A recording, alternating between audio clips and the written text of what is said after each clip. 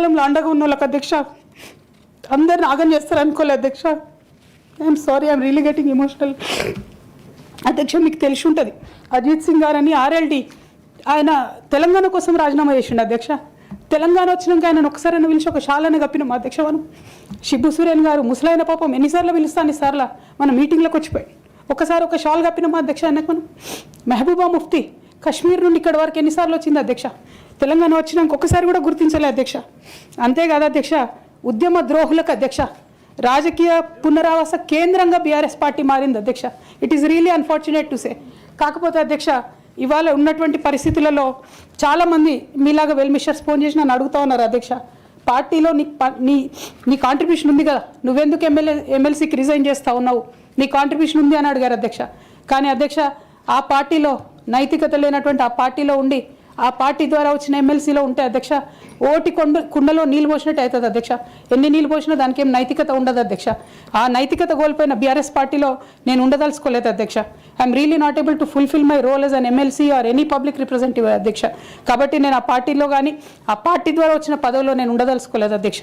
అందుకోసమే రెసిగ్నేషన్ మిమ్మల్ని యాక్సెప్ట్ చేయాలని కోరుతున్నా అధ్యక్ష. అధ్యక్ష రెసిగ్నేషన్ చేసినంత మాత్రాన తెలంగాణ కోసం నేను పనిచేయనని కాదు అధ్యక్ష. ఒకనాడు స్వాతంత్ర సంగ్రామంలో ఉన్నప్పుడు అధ్యక్ష మొదలు కాంగ్రెస్ పార్టీలోనే ఉండే అధ్యక్ష, భగత్ సింగ్ కానీ సుభాష్ చంద్రబోస్ కానీ ఇట్లాంటి వాళ్ళందరూ.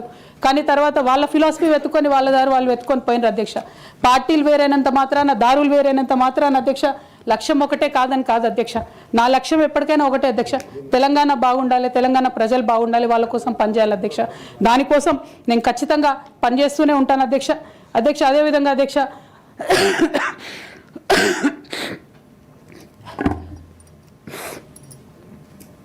బీఆర్ఎస్ పార్టీ వైఫల్యాల్ని ఎండగడుతూ సక్సెస్ అయినటువంటి కాంగ్రెస్ పార్టీ అధ్యక్ష కంప్లీట్గా వాళ్ళు కూడా అన్ని అంశాలను ఇగ్నోర్ చేసినారు అధ్యక్ష.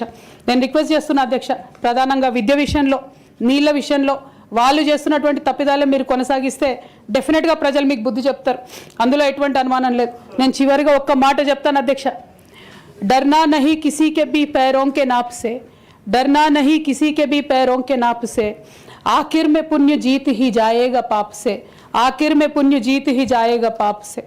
गीता में कृष्ण ने कहा अर्जुन से बस यही, गीता में कृष्ण ने कहा अर्जुन से बस यही, आखिर में पुण्य जीत ही जाएगा पाप से. అధ్యక్ష నేను నిజం పక్షాన ఉన్నాను అధ్యక్ష. అధ్యక్ష నేను నైతికత పక్షాన ఉన్నాను అధ్యక్ష. నేనేమి తప్పు చేయకుండా పార్టీలో కొంతమంది కక్షగట్టి మహిళా నాయకత్వం ఎదగకుండా పార్టీలో కొంతమంది కక్షగట్టి అధ్యక్ష ఎక్కడైతే ఉద్యమకారుల మాటలు కేసీఆర్ గారికి చేరుతాయో, ఎక్కడైతే సామాన్య కార్యకర్తల మాటలు కేసీఆర్ గారికి చేరుతాయో